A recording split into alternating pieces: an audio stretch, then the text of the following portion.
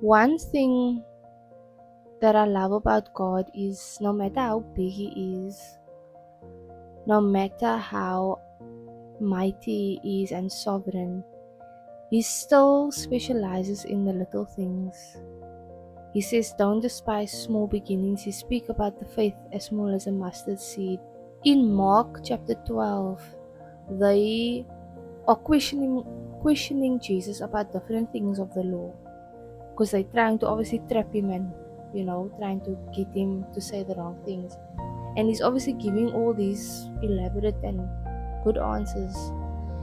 And then this one teacher of the law came and he saw this whole debate going on. Well, not debate, but he saw Jesus answering these questions, and he asked Jesus, what is, out of all the commandments, what is the greatest commandment?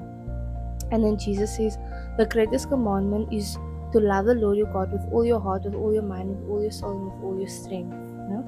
And we know that to love the Lord with all your mind is to love Him with understanding.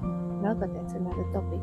Then He said, second to this, but equal to this, love your neighbor as you love yourself.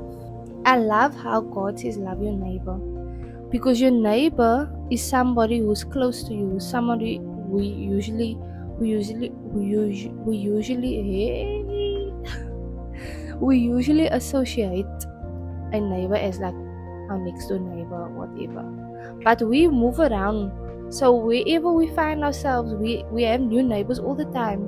If we go to the shopping mall, I have a neighbor, somebody next to me. I always find it so interesting that we are more likely to listen to someone who has a degree or specialize in that specific area. And we say, okay, if they say turmeric is good for the skin, I'm gonna put turmeric on. We will go out of our way to go get those ingredients in the store, because we trust that they know what they're talking about.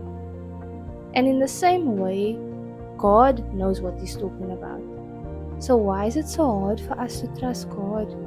Why is it so hard for us to take Him at His word?